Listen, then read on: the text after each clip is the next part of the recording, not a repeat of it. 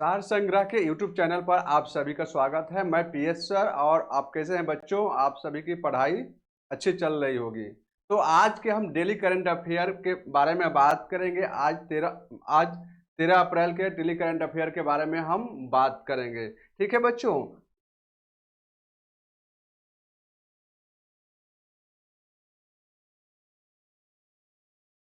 तो 13 अप्रैल के daily current affair के में हम बात करेंगे। तो आज का पहला क्वेश्चन है क्यूएस वर्ल्ड यूनिवर्सिटी रैंकिंग 2024। ठीक है बच्चों, क्यूएस वर्ल्ड यूनिवर्सिटी रैंकिंग 2024 में किस विद्यालय ने प्रथम स्थान प्राप्त किया है बच्चों? तो इसका सही जवाब होगा university of success. University of success ने क्यूएस वर्ल्ड यूनिवर्सिटी रैंकिंग 2024 में प्रथम स्थान हासिल किया हुआ है। ठीक है बच्चों, या क्यूएस वर्ल्ड यूनिवर्सिटी रैंकिंग 2024 किसके द्वारा जारी किया जाता है बच्चों? अगर आपसे पूछा जाए कि क्यूएस वर्ल्ड यूनिवर्सिटी रैंकिंग किस संस्था के द्वारा जारी किया जाता है, तो यह क्यूएस क्वेरेली साइमंड्स द्वारा यह रैंकिंग जारी की जाती है। ठीक है, और इस रैंकिंग में कितने देश संस्थाओं को शामिल किया गया है बच्चों? तो इसमें 1559 संस्थाओं को इसमें शामिल किया गया है। उसके आधार पर क्यूएस वर्ल्ड यूनिवर्सिटी रैंकिंग 2024 जारी किया गया है। ठीक है बच्चों, और क्यूएस वर्ल्ड यूनिवर्सिटी रैंकिंग 2024 में शीर्ष 5 संस्था कौन से हैं बच्चों? जो शीर्ष 5 संस्था हैं या 5 विश्वविद्यालय हैं, तो पहले स्थान पर यूनिवर्सिटी ऑफ सक्सेस है, दूसरे स्थान पर यूनिवर्सिटी ऑफ ऑक्सफोर्ड है, और तीसरे पर SOAS यूनिवर्सिटी ऑफ लंदन। ठीक है, यह तीसरे स्थान पर है। और चौथे स्थान पर London school of economics and political science. ठीक है, यह चौथे स्थान पर है। और पांचवें स्थान पर university of Cambridge. University of Cambridge यह टॉप लेवल के 5 विश्वविद्यालय हैं जो यूएस वर्ल्ड यूनिवर्सिटी रैंकिंग में 2024 में टॉप 6 पर स्थान बनाए हुए हैं। लेकिन भारत का इसमें स्थान 20वें स्थान पर है। ठीक है, तो भारत का पूछा जाए कि कौन से विश्वविद्यालय ने प्रथम स्थान हासिल किया है बच्चों, तो यह जवाहरलाल नेहरू विश्वविद्यालय ने इस लिस्ट में, इस सूची में 20वें स्थान पर स्थान स्थापित किया हुआ है। तो इसका अगर क्वेश्चन बनता है कि भारत के किस विश्वविद्यालय ने यूएस वर्ल्ड यूनिवर्सिटी रैंकिंग 2024 में अपना स्थान हासिल किया हुआ है, प्रथम स्थान हासिल किया हुआ है, तो इसका सही जवाब होगा जवाहरलाल नेहरू विश्वविद्यालय यानी JNU। ठीक है, यह 20वें स्थान पर स्थापित है, रैंकिंग है। परंतु भारत के बारे में जब हम बात करेंगे तो यह प्रथम स्थान पर है। तो यह इसमें आप गलती मत करिएगा कि भारत के संदर्भ में पूछा जाएगा तो प्रथम स्थान पर JNU है, बट विश्व रैंकिंग के बारे में हम बात करेंगे तो यह 20वें स्थान पर है। JNU का कितने नंबर पर रैंकिंग है बच्चों? तो यह 20वें स्थान पर है। ठीक है, और भारत 424 भारतीय विश्वविद्यालयों में से, ठीक है, 424 भारतीय विश्वविद्यालयों में से केवल मात्र 69 विश्वविद्यालयों ने इसमें सिलेक्शन हुआ है, इस रैंकिंग में शामिल किया गया है। इसमें पार्टिसिपेशन कितना विश्वविद्यालय भाग किए थे बच्चों? तो इसमें 424। ठीक है, यह आप याद करके रखेंगे। 424 में से आपको ओनली 469 विश्वविद्यालय ने इसमें शामिल किया हुआ इस रैंकिंग में। अदर विश्वविद्यालय की रैंकिंग में से बाहर कर दिया गया है, इनकी सूची नहीं शामिल की गई है। अगर वही हम बात करते हैं पिछले रैंकिंग के बारे में, तो 365 विश्वविद्यालयों ने मात्र 66 विश्वविद्यालय ने इसमें शामिल हुआ था। जो पिछले 2023 की रैंकिंग में हम बात करें, 2023 की रैंकिंग में हम बात करें तो उसमें से 355 विश्वविद्यालयों में से मात्र 66 विश्वविद्यालयों ने स्थान स्थापित कर चुका था। किसमें? तो क्यूएस वर्ल्ड रैंकिंग 2024 में। तो यह आपको याद करके रखना होगा, क्योंकि यह जो फैक्ट है जो एग्जाम बेस्ड पर आधारित है। तो इस रैंकिंग के बारे में आपको सही से याद करना होगा, क्योंकि क्यूएस वर्ल्ड यूनिवर्सिटी रैंकिंग या जारी कर दिया गया है। ठीक है, अब नेक्स्ट क्वेश्चन पर हम बात करेंगे। नेक्स्ट क्वेश्चन है कि किस राज्य के भोपाल में राष्ट्रीय न्यायिक अकादमी का प्रमुख नियुक्त किया गया है? ठीक है बच्चों, किसको राष्ट्रीय न्यायिक अकादमी का प्रमुख नियुक्त किया गया है बच्चों? तो इसका सही जवाब है न्यायमूर्ति अनिरुद्ध बोस।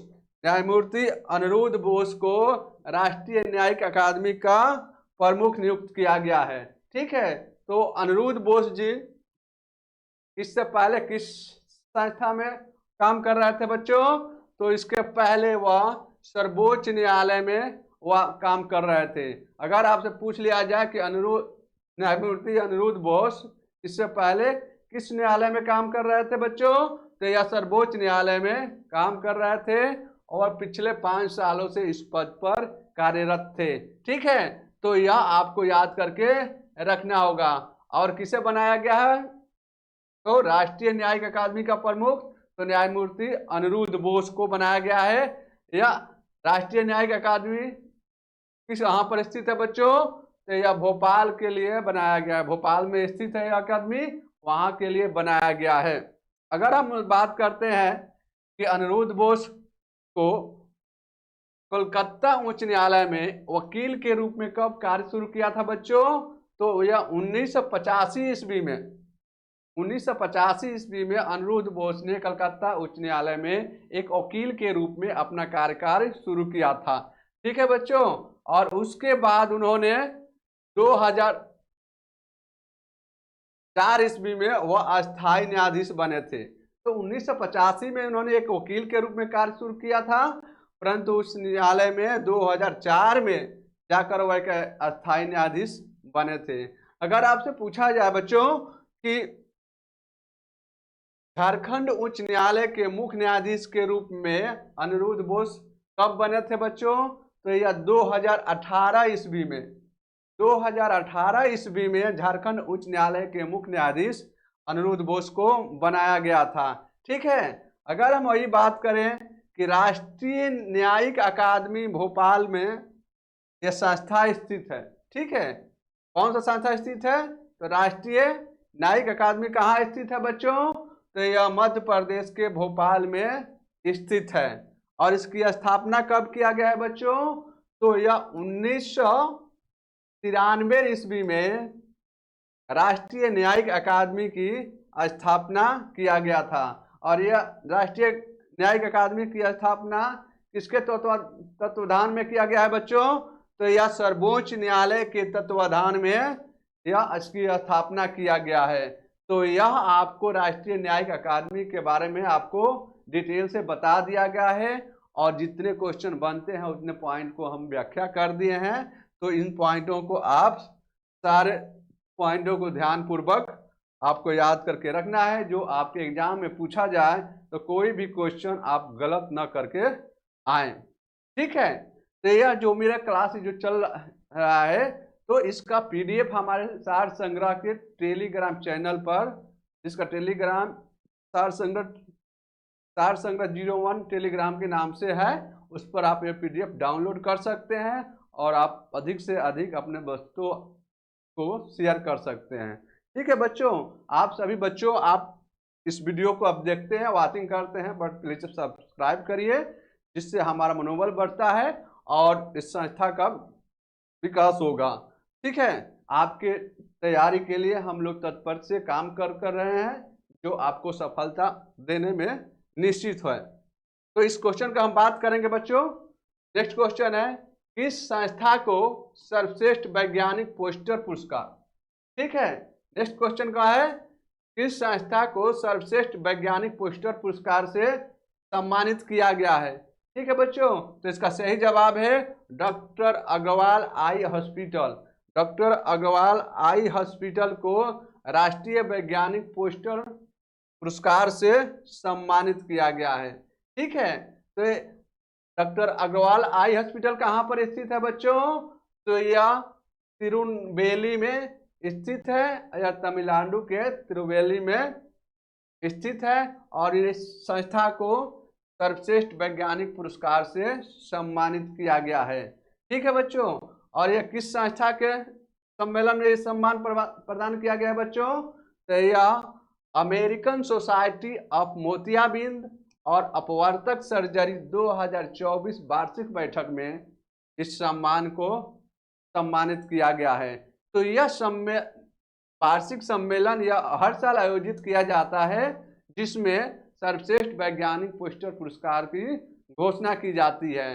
तो यह किस संस्था के द्वारा घोषणा की जाती है, किस सम्मेलन के द्वारा किया जाता है, जो आपको यह जानकारी रखना होगा। ठीक है, तो डॉक्टर अग्रवाल आई हॉस्पिटल का शोध का नेतृत्व किस डॉक्टर ने किया है बच्चों? तो इसका नेत्र रोग विशेषज्ञ प्रोफेसर लियोनल राज, ठीक है, नियोलन राज जी हैं जो इस शोध का नेतृत्व किए हैं, और प्रोफेसर डेविड हेबर, ठीक है, प्रोफेसर डेविड हेबर ने इस दो आदमियों मिलकर इस शोध का आविष्कार किया हुआ है। जानते हैं इसे क्या होता है बच्चों? यह क्रॉस लिंकिंग सर्जरी है। ठीक है, क्रॉस लिंकिंग सर्जरी के माध्यम से केराटोकनस रोगियों, ठीक है, केराटोकनस रोगियों को सर्वोत्तम सुधार और दृष्टि में बेहतर बनाने के लिए, ठीक है, आंख की जो बीमारी है, जो कर्निया होता है, उसमें देखने की दिक्कत होती है, तो कौन सी बीमारी है? केराटोकनस रोगियों के लिए, केराटोकनस रोगियों के लिए रिवाइटली विजन दृष्टि प्रशिक्षण सॉफ्टवेयर की प्रभावकारिता के माध्यम से इसकी खोज की गई है। ठीक है, यह क्या है? केराटोकनस। ठीक है, केराटोकनस क्या है बच्चों? तो यह आंख की स्थिति है जो कर्निया के पतले होने और उभरने की विशेषता के बारे में बताता है। जो हमारे कर्निया है आंख का, जो उसका पतला होना और उसका उभरना या फैलना के बारे में यह केराटोकनस नामक बीमारी के माध्यम से हमें पता चलता है। उसी की सर्जरी करने के लिए इस डॉक्टर अग्रवाल आई हॉस्पिटल के डॉक्टरों के द्वारा रिसर्च की शोध किया गया है, जिसके आधार पर यह सर्वोच्च सर्वश्रेष्ठ वैज्ञानिक पोस्टर पुरस्कार से सम्मानित किया गया है।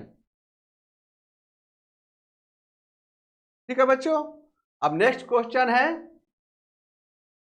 किस राज्य के अभ्यारण्य में तितली की एक नई प्रजाति पाई गई है, और कौन सी है? नेप्टिस फिलायारा। ठीक है, नेप्टिस फिलायारा नामक एक नई प्रजाति पाई गई है तितली की। ठीक है, वह किस राज्य में पाई गई है बच्चों? तो यह अरुणाचल प्रदेश में पाई गई है। ठीक है, अरुणाचल प्रदेश के टैली वैली वन्यजीव अभ्यारण्य में यह तितली की नई प्रजाति पाई गई है। ठीक है, तो यह इसके बारे में आप बात करेंगे अरुणाचल प्रदेश के सुबनसिरी जिले में। ठीक है, अरुणाचल प्रदेश के सुबनसिरी जिले में यह टैली वैली वन्यजीव अभ्यारण्य है। ठीक है, टैली वैली वन्यजीव अभ्यारण्य में तितली की एक नई प्रजाति, कौन सी प्रजाति है बच्चों? तो नेप्टिस फिलायारा एक तितली की नई प्रजाति है, जिसकी खोज की गई है। तो यहाँ क्वेश्चन बनता है कि तो खोज कर दिया गया है, तो किस अभ्यारण्य में किया गया है बच्चों? तो टैली वैली वन्यजीव अभ्यारण्य में खोज किया गया है। या किस राज्य में किया गया है? तो यह अरुणाचल प्रदेश में किया गया है। तो अरुणाचल प्रदेश के किस जिले में किया गया है बच्चों? तो यह सुबनसिरी जिले है, उसमें किया गया है। तो यह आपका ये क्वेश्चन 2-3 एक ही लाइन में बनता है। तो इसको सही से एक एक वर्ड को, एक एक सेंटेंस को आपको याद करके रखना होगा। यह तितली की प्रजाति का क्या नाम है? परिवार किस परिवार संबंधित है? निम्फालिया लिम्फालिडे, लिम्फालिडे, ठीक है, एक लिम्फालिडे प्रजाति है तितली की परिवार से संबंधित है। यह कौन से परिवार से? तो नेप्टिस फिलायारा किस प्रजाति के परिवार से संबंधित है? तो यह जवाब होगा इसका लिम्फालिडे परिवार से यह संबंधित है।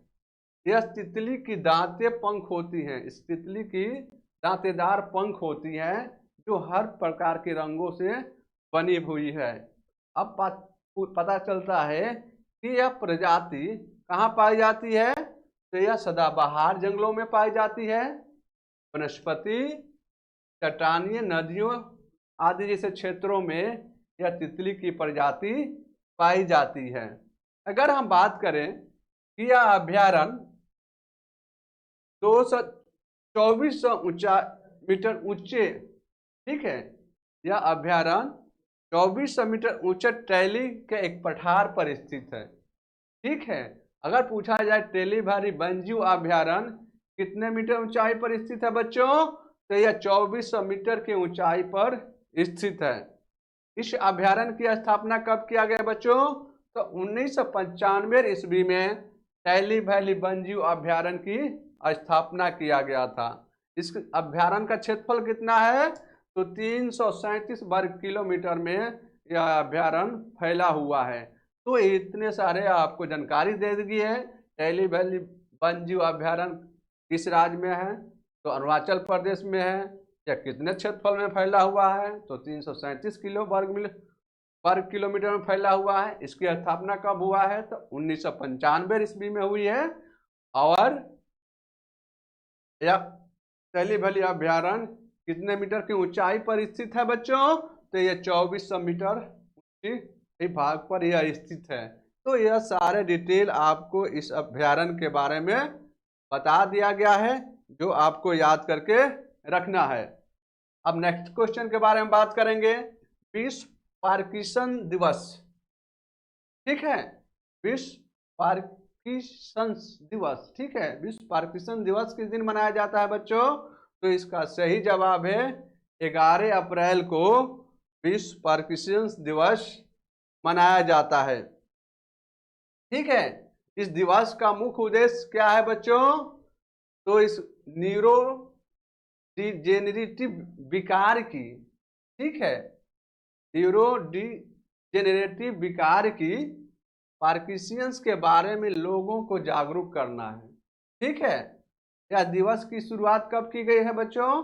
तो इस दिवस की शुरुआत 1997 ईस्वी में किया गया था। तब से लेकर यह अभी तक प्रत्येक 11 अप्रैल को यह दिवस को मनाया जाता है, ठीक है। यह दिवस की पहले मार्किंग क्या थी? तो डॉक्टर जेम्स पार्किंसन ने 1817 ईस्वी में, ठीक है, 1817 ईस्वी में न्यूरोडिजेनरेटिव विकार, ठीक है, एक बीमारी के नाम है जिसकी खोज इन्होंने किया था। उसी के याद में यह प्रत्येक दिवस विश्व पार्किंसन दिवस मनाया जाता है। तो यह सारे फैक्ट आप याद करके रखेंगे, जो आपके एग्जाम के दृष्टि से बहुत ही महत्वपूर्ण है। अब नेक्स्ट क्वेश्चन के बारे में बात करेंगे। किसको हॉकी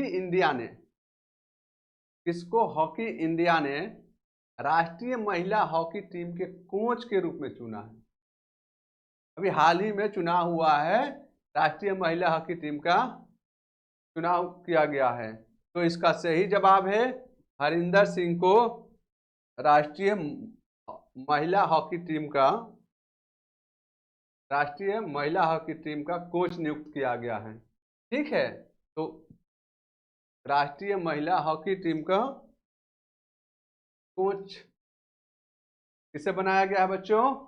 तो यह हरिंदर सिंह है, जिसको हॉकी इंडिया ने इसको कोच बनाया हुआ है। या किसके स्थान पर बनाया गया है बच्चों? तो यह जेनेक सोपमैन है, उनके स्थान पर हरिंदर सिंह को बनाया गया है, ठीक है। तो जेनेक सोपमैन ने पेरिस ओलंपिक 2024 के लिए क्वालिफाई करने में विफल रहे। पेरिस पेरिस ओलंपिक 2024 में क्वालिफाई करने में असफल होने के कारण अपने पद से इस्तीफा दिया के कारण यह पद खाली था। उन्हीं के स्थान पर हरिंदर सिंह को राष्ट्रीय महिला हॉकी टीम का कोच नियुक्त किया गया है। तो यह खेल परिदृश्य में यह क्वेश्चन बहुत ही इंपॉर्टेंट है। ठीक है, हरिंदर सिंह को मई 2018 ईस्वी में डॉचमैन सुरजर्जन मारिन की जगह पर सीनियर पुरुष राष्ट्रीय टीम का कोच नियुक्त किया गया था। इसके पहले भी 2018 ईस्वी में राष्ट्रीय महिला हॉकी टीम के कोच के रूप में इनको नियुक्त किया गया था। तो किसके स्थान पर नियुक्त किया था? यह डॉचमैन सुरजर्ड मारिन है। ठीक है, उनको स्थान पर 2018 में इनको नियुक्त किया गया था, परंतु 2019 में जनवरी 2019 में हॉकी इंडिया ने उनको इस पद से हटा दिया, जिसके कारण वह उनको 1995 ईस्वी में फ्रांस के क्लब एचसी लियोन की जूनियर टीम, ठीक है, हटाने के बाद फ्रांस की क्लोन एसिम जूनियर टीम के साथ इन्होंने हॉकी कोच के रूप में अपना कैरियर शुरू किया। ठीक है, अगर आपसे पूछा जाए कि हरिंदर सिंह ने अपने कैरियर की शुरुआत कब किया था बच्चों, तो 1995 ईस्वी में किया था। किसके साथ? तो यह फ्रांस के क्लब एचसी लियोन की जूनियर टीम के साथ अपने कैरियर की इन्होंने शुरुआत किया था। साल 2012 ईस्वी में उन्हें द्रोणाचार्य पुरस्कार से भी सम्मानित किया गया है। द्रोणाचार्य पुरस्कार से किसे सम्मानित किया गया है बच्चों? तो हरिंदर सिंह को द्रोणाचार्य पुरस्कार से इन्हें सम्मानित किया गया है, जो उनके योगदान के लिए यह सम्मान से सम्मानित किया गया है। तो यह आपको राष्ट्रीय महिला हॉकी टीम के कोच के बारे में बता दिया गया है। अब नेक्स्ट क्वेश्चन है, उत्तर प्रदेश के किस जलप्रपात में प्रदेश का पहला ग्लास स्काई वॉक ब्रिज, ठीक है, glass sky walk bridge, glass sky walk bridge Uttar Pradesh के किस जलप्रपात में प्रदेश का पहला बनाया गया है? तो इसको सही जवाब है तुलसी जलप्रपात। तुलसी जलप्रपात में इस ग्लास स्काई वॉक ब्रिज को बनाया गया है। ठीक है, तो यह glass sky walk bridge Uttar प्रदेश में बनाया गया है। अगर पूछा जाए उत्तर प्रदेश के किस जिले में है, तो यह त्रिकुट जिले, उत्तर प्रदेश के त्रिकुट जिले के तुलसी जलप्रपात, ठीक है, यह तुलसी जलप्रपात है, उन्हीं में ग्लास स्काई वॉक ब्रिज बनाया गया है। ठीक है, यह धनुष और रामबाण के आकार में बने ब्रिज की लंबाई, इसकी लंबाई कितनी है बच्चों? तो 25 मीटर की लंबाई है, और चौड़ाई की बात करें तो यह 35 मीटर की चौड़ाई में वॉक ब्रिज को बनाया गया है। इस ब्रिज का निर्माण किसके द्वारा किया गया है बच्चों? तो इस ब्रिज का निर्माण वन और पर्यटन विभाग ने कराया हुआ है। ठीक है, वन और पर्यटन विभाग के द्वारा इस ब्रिज का निर्माण किया गया है। अगर यही आपसे पूछें इस ब्रिज को किस कंपनी ने बनाया है, तो यह पवन सूत कंस्ट्रक्शन कंपनी, पवन सूत कंस्ट्रक्शन कंपनी के द्वारा इस ब्रिज को बनाया गया है। और किस मंत्रालय के द्वारा बनाया गया, विभाग बनाया गया है? तो वन पर्यटन विभाग के द्वारा इस ब्रिज का निर्माण किया गया है। अगर हम बात करें इस ब्रिज की भार क्षमता प्रति वर्ग किलोमीटर में कितनी है बच्चों? तो यह 500 किलोग्राम का है। ठीक है, अगर हम यही बात करें आपसे कि जल प्रपात को पहले किस नाम से जाना जाता था, तो यह सबरी के नाम से तुलसी जलप्रपात को जाना जाता है। तो इस सभी फैक्ट को आपको याद करके रखिएगा। जो आपको किसी प्रकार के क्वेश्चन पूछा जाए, एग्जाम में किसी तरह के क्वेश्चन पूछा जाए, तो जो आपको गलत करके ना आ पाए, तो हमारे तरफ से यह प्रयास किया जा रहा है। नेक्स्ट क्वेश्चन है, ठीक है, पीटर हिग्स का अभी हाल ही में निधन हो गया है। पीटर हिग्स का अभी हाल ही में निधन हो गया है। वह किस विषय के वैज्ञानिक है बच्चों? तो यह भौतिक विज्ञान के वैज्ञानिक हैं। ठीक है, भौतिक विज्ञान सब्जेक्ट के वो वैज्ञानिक है जिनका अभी हाल ही में निधन हो गया है। ठीक है, पीटर्स हिग्स का जो हाल में निधन हुआ है, वह किस देश के वैज्ञानिक है बच्चों? तो वह ब्रिटेन के नागरिक हैं और ब्रिटेन के निवासी हैं, जो भौतिक विज्ञान के एक वैज्ञानिक हैं जिनका हाल ही में उनका निधन हो गया है। हिग्स ने हिग्स बोस पार्टिकल, ठीक है, हिग्स बोस पार्टिकल या गॉड पार्टिकल, गॉड पार्टिकल की इन्होंने खोज किया था। ठीक है, उन्हें 1960 के दशक में हिग्स और अन्य भौतिक वैज्ञानिकों ने ब्रह्मांड के आकार की खोज में इन्होंने शोध किया। ठीक है, हिग्स और बोस जो है ब्रह्मांड के आकार के बारे में इन्होंने जानने की कोशिश किया कि यह कैसे बना हुआ है। ठीक है बच्चों, और 2012 ईस्वी में इस वैज्ञानिकों ने जानकारी प्राप्त कर लिया और इसी जानकारी को हिग्स बोसन नाम से जाना गया। ठीक है, जो ब्रह्मांड के बारे में इन्होंने शोध किया और जानकारी इकट्ठा किया है, उसको किस नाम से जाना गया? हिग्स बोसन के नाम पर रखा गया। ठीक है, अब बात करते हैं, बोसन भारतीय वैज्ञानिक है। ठीक है, बोसन हिग कौन है बच्चों? तो यह पीटर हिग्स है जो ब्रिटिश नागरिक है। और बोसन कौन है बच्चों? तो यह भारतीय वैज्ञानिक सत्येंद्र नाथ बोस के नाम पर यह बोसन रखा गया और पीटर हिग्स के नाम पर रखा गया। यह दो वैज्ञानिकों के नाम के संबंध को हिग्स बोसन नाम रखा गया, जो इन्हीं के नाम पर रखा गया जिन्होंने ब्रह्मांड के शोध के बारे में खोज किया। और ये दोनों क्या किया है? हिग्स बोस पार्टिकल या गॉड पार्टिकल के रूप में इन्होंने खोज किया। जुलाई 2012 ईस्वी में न्यूयॉर्क टाइम्स के एक लेख में सत्येंद्र नाथ बोस को फादर ऑफ गॉड पार्टिकल, यह क्वेश्चन सबसे इंपॉर्टेंट है, फादर ऑफ गॉड पार्टिकल के रूप में किसको जाना जाता है बच्चों? तो यह सत्येंद्र नाथ बोस को फादर ऑफ गॉड पार्टिकल के नाम के रूप में भी जाना जाता है। तो यह आप सभी को के बारे में जानकारी रखना जरूरी है। नेक्स्ट क्वेश्चन है, Haroon global unicorn index 2024, Haroon global unicorn index 2024 जारी किया गया है।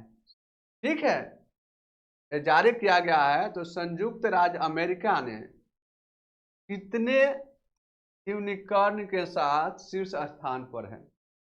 हरून ग्लोबल यूनिकॉर्न इंडेक्स जारी किया गया है, 2024 जारी किया गया है, उसमें अमेरिका के कितने यूनिकॉर्न के साथ शीर्ष स्थान पर शामिल किया गया है? तो इसका सही जवाब है 703 यूनिकॉर्न के साथ अमेरिका सर्वोच्च स्थान हासिल किया है। ठीक है, तो यह इस इंडेक्स में संयुक्त राज्य अमेरिका 703 यूनिकॉर्न के साथ सर्वोच्च स्थान हासिल किया है इस इंडेक्स में। अगर वहीं बात करें चीन का, चीन 340 यूनिकॉर्न के साथ यह दूसरे स्थान पर है। ठीक है, अमेरिका यह प्रथम स्थान हासिल किया हुआ है। ठीक, जो चीन है यह दूसरा स्थान हासिल किया हुआ है। और कितने यूनिकॉर्न के साथ? तो 340 यूनिकॉर्न के साथ चीन दूसरे स्थान पर है। जबकि भारत की हम बात करें तो 67 यूनिकॉर्न के साथ भारत तीसरे स्थान पर है। ठीक है, तो यह टॉप लेवल के 3 रैंकिंग आपको मैं बता दिया कि हरून ग्लोबल यूनिकॉर्न इंडेक्स 2024 में प्रथम स्थान पर कौन है देश? तो अमेरिका है, दूसरे स्थान पर चीन है, तीसरे स्थान पर भारत है। तो यह भारत की रैंकिंग आपको याद करना होगा कि भारत की रैंकिंग मोस्ट इम्पॉर्टेंट होता है। किसी भी चीज़ को जारी किया जाता है तो भारत से संबंधित जो भी फैक्ट होता है जो एग्जाम में पूछ लिए जाते हैं। अब बात करते हैं कि भारत 2017 के बाद से पहली बार यूनिकॉर्न का निर्माण करने में गिरावट का अनुभव किया है। 2017 के बाद से अभी तक यूनिकॉर्न कंपनी के बारे में गिरावट आई हुई है। क्यों आई है बच्चों? तो हमारे सेंसेक्स में बहुत सारे गिरावट आई हुई है। फॉरेन कंपनियां भारत में नहीं आई, निवेश उन्होंने नहीं किया, जिसके कारण यूनिकॉर्न कंपनियों की संख्या कम हो गई है। ठीक है, अब यूनिकॉर्न कंपनी किसको बोलते हैं बच्चों? जब आप बताओ। यूनिकॉर्न कंपनी उससे कहते हैं जो $1 अरब ऊपर का विदेश, $1 अरब से अधिक का व्यापार करते हो साल में, उस कंपनी को यूनिकॉर्न कंपनी बोला जाता है। $1 अरब से कम का उनका राजस्व है साल का, तो उस कंपनी को यूनिकॉर्न कंपनी नहीं बोलते हैं। यूनिकॉर्न कंपनी उनको बोला जाता है जिनकी राजस्व क्षमता कितनी है, $1 अरब से अधिक होनी चाहिए, यानी करीब उनको 8300 करोड़ रुपये से ज़्यादा होना चाहिए।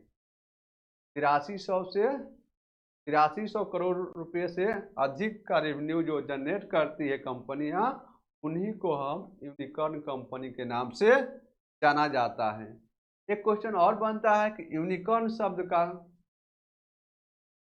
शब्द की शुरुआत कब हुआ था बच्चों? तो यूनिकॉर्न शब्द की शुरुआत 2013 ईस्वी में हुआ था। यह आपको जानना सबसे जरूरी है कि यूनिकॉर्न शब्द की शुरुआत कब हुआ था। तो 2013 में हुआ था। यह किसके द्वारा किया गया था बच्चों? तो आइलिन ली है। ठीक है, आइलिन ली के ने यूनिकॉर्न शब्द की शुरुआत 2013 ईस्वी में किया था।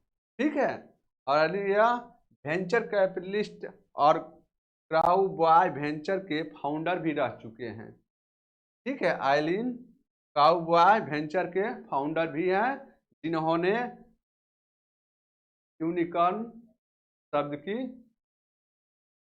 शुरुआत किया था। तो यह हरून ग्लोबल यूनिकॉर्न इंडेक्स के बारे में आपको डिटेल से बता दिया गया है। ठीक है बच्चों, अब नेक्स्ट क्वेश्चन है, भारतीय सेना ने किस राज्य में एंटी टैंक गाइडेड मिसाइल के दागने का अभ्यास किया हुआ है? ठीक है, तो यह गाइडेड मिसाइल कहाँ किया हुआ है, अभ्यास शुरू किया हुआ है? तो यह इसका सही जवाब होगा सिक्किम में।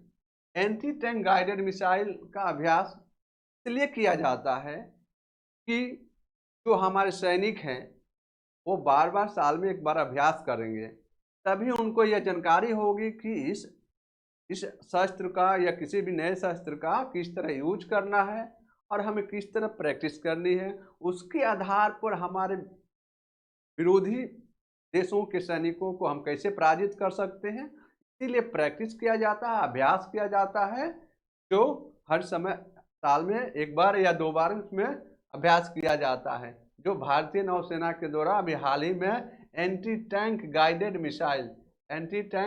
मिसाइल अभ्यास कहाँ शुरू किया गया है? तो सिक्किम में किया गया है। अपनी क्षमता को या बढ़ाने के लिए यह अभ्यास किया गया है। ठीक है बच्चों, अब नेक्स्ट क्वेश्चन है, किस बैंक ने लक्षद्वीप के कवरती द्वीप में एक शाखा खोलने वाली निजी बैंक बन गया है? किस बैंक ने लक्षद्वीप के कवरती द्वीप में अपनी एक शाखा खोला हुआ है? तो इसका सही जवाब है HDFC बैंक। HDFC बैंक ने लक्षद्वीप में अपनी एक शाखा खोला हुआ है, जो भारत की निजी कंपनी में वो प्रथम स्थान रखता है। तो यह HDFC बैंक है। कहाँ किया है बच्चों? ये लक्षद्वीप की कवरती द्वीप में एक पहली निजी बैंक बन गया है। ठीक है, ये पहला निजी बैंक है जो लक्षद्वीप में अपना एक शाखा खोला हुआ है, जो लोगों की बैंकिंग से संबंधित सुविधा प्रदान करेगा। इस शाखा का मुख्य उद्देश्य क्या है बच्चों? तो यह व्यक्तिगत बैंकिंग और डिजिटल बैंकिंग की समस्याओं को समाधान करना है। शाखा का मुख्य उद्देश्य है व्यक्तिगत बैंकिंग और डिजिटल बैंकिंग की समस्याओं को समाधान करना है, किसी भी प्रकार की दिक्कत को दूर करना है, और सेवाओं की एक विस्तृत श्रृंखला पेश की गई है, जो श्रृंखलाओं के क्रम में एक रूप में विकास के रूप में एक श्रृंखला पेश की गई। और बैंकिंग बुनियादी ढांचा को उन्नत करना है। लक्षद्वीप में बैंकिंग ढांचा को उन्नत करना है, लोगों की समस्याओं को दूर करना है, जो डिजिटल बैंकिंग से संबंधित समस्याएं हैं उसको समाधान के लिए लक्षद्वीप में एक HDFC बैंक के द्वारा शाखा खोली गई है। अगर हम बात करें कि HDFC बैंक के अभी वर्तमान में CEO कौन है, तो शशिधर जगदीशन जी अभी वर्तमान में HDFC बैंक का CEO हैं। ठीक है, HDFC बैंक की स्थापना कब किया था बच्चों? तो अगस्त 1994 ईस्वी में, अगस्त 1994 ईस्वी में HDFC बैंक की स्थापना किया गया है। HDFC बैंक की मुख्यालय कहाँ है बच्चों? तो अगर HDFC बैंक का मुख्यालय मुंबई में है, तो यह आपके फैक्ट आपको जानना होगा HDFC बैंक से संबंधित। अगर कोई पूछ ले कि HDFC बैंक का मुख्यालय कहाँ है बच्चों, तो मुंबई में है। इसकी स्थापना कब हुआ है बच्चों? तो 1994 ईस्वी में हुआ था। इसके वर्तमान में CEO कौन है? तो शशिधर जगदीशन जी हैं, जो वर्तमान में HDFC के आपको क्या कहता है कि CEO हैं। तो यह सारे आपको ये विस्तृत रूप से बता दिया गया है। अगर यह हमारा सेशन अच्छा लगे तो प्लीज़ हमारे चैनल को लाइक करिए, सब्सक्राइब करिए, और अधिक से अधिक अपने दोस्तों के बीच इस PDF को शेयर करिए। तब तक मिलते हैं नेक्स्ट क्लास में। खुश रहिए, मस्त रहिए और पढ़ते रहिए।